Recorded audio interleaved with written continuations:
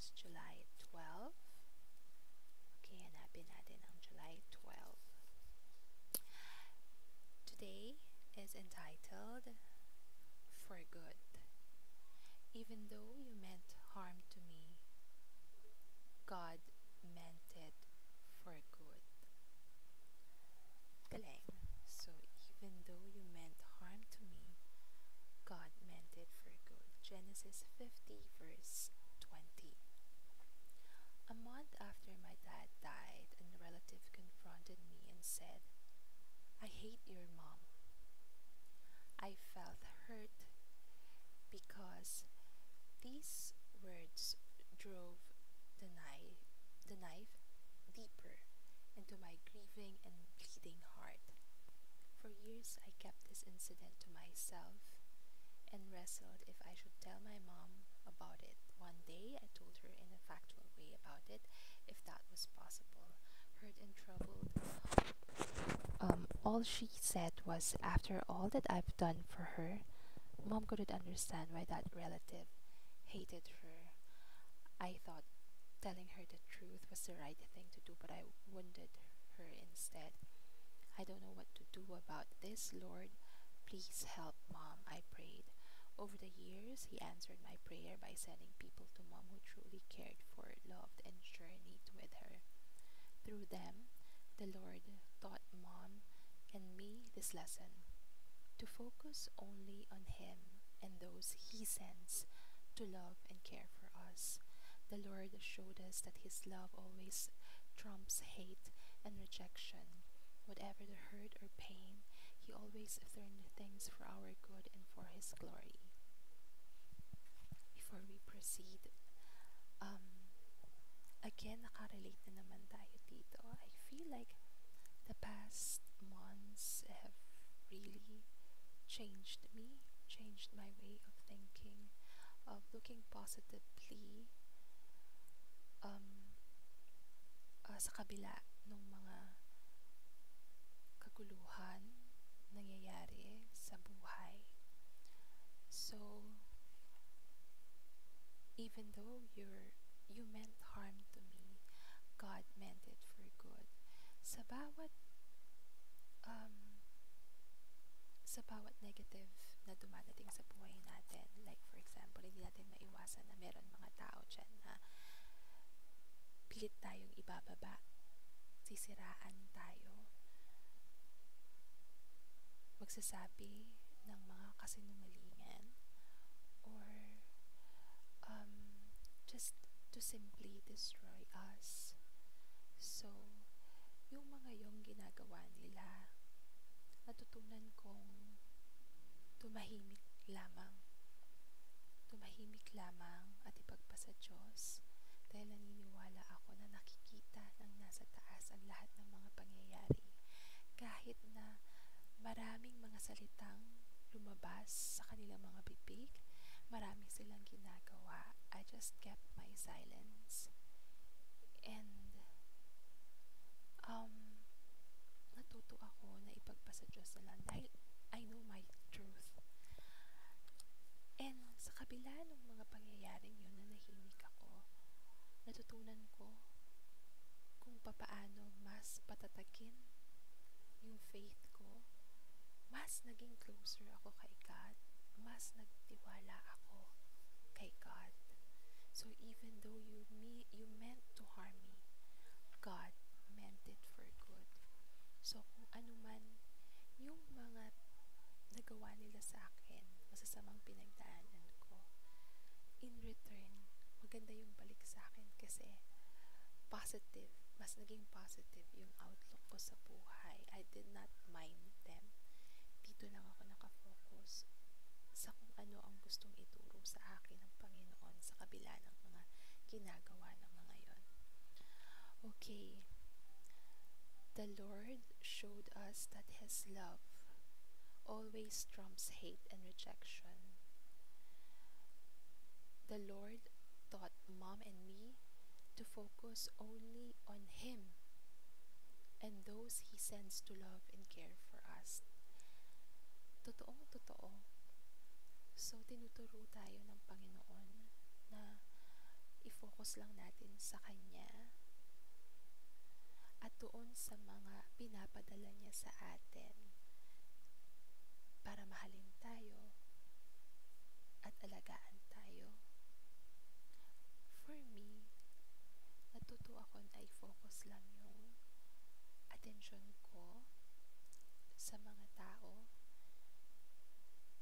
sa mga taong mahal ko. Andyan ang pamilya ko, ang mga anak ko, ang mga totoong kaibigan ko. So, for our reflection, what was your most painful experience? Surrender it to the Lord and let Him turn your pain into joy. So, if you have been watching the past few days, paulit-ulit na lang sinasabi ko na I have gone through a lot of hardships the past year, the past months. So, I let Him turn my pain into joy. Kung ano man yung mga masasamang nangyari sa akin, hindi ako nag-dwell dun sa mga masasamang bagay. Hindi ako na-down. Hindi ko hinayaang mag-dwell ako doon sa mga masasamang nangyari. But instead, natuto ako kung paano i-divert yung attention ko na maging grateful sa kung anong meron ako. Like, I have my kids. Nabubuhay ko sila ng maayos. May maayos kami na tirahan. Nakakatulog kami ng maayos. Kumakain kami ng 3 beses sa isang araw. May damit kami na maisusuot. Masasaya kaming magkasama. Nakakakain kami ng yogurt berry ni Chuchay, ni Grace. Yung mga simpleng bagay na yun yung parang natuto ako na i-appreciate yung malilit na bagay na yon na sobrang nagpasaya naman sa puso ko.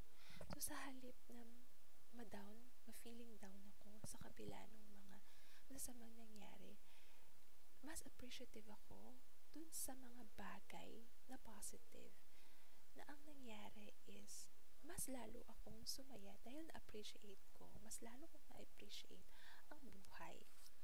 Okay, for our prayer, Jesus, I am broken and hurt by people around me, yet I am comforted by your abiding presence. Hide me in your wounds and unite my pain with your own pain on the cross. Heal me today. Araw-araw, napakaganda ng mga mensahe ng Didache. Hindi po ako endorser, so siguro ito lang yung way ni God. Sa bawat salita ng Diyos, lagi nandun yung kanyang promise. Okay, nandun yung kanyang pagmamahal sa atin.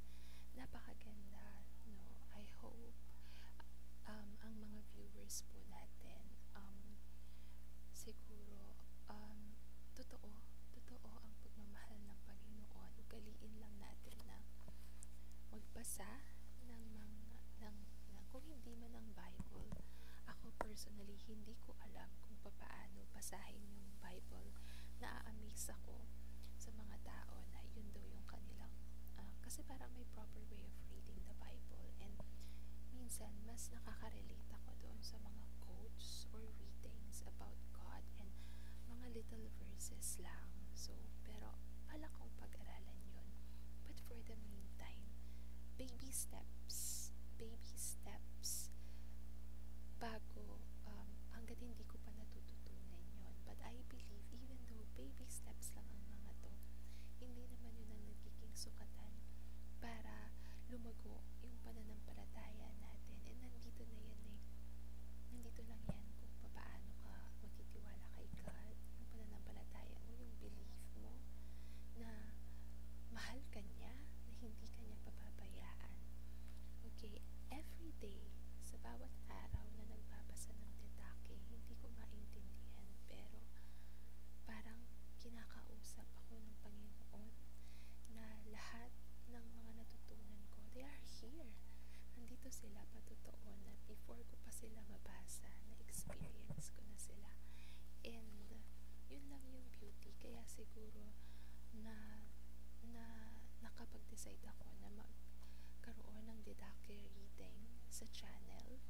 sa YouTube para maka-reach out din sa iba ng power ng faith.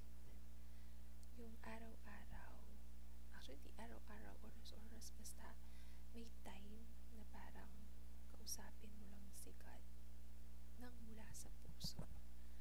Alam mo yun, just surrender it, everything, lahat-lahat sa Kanya.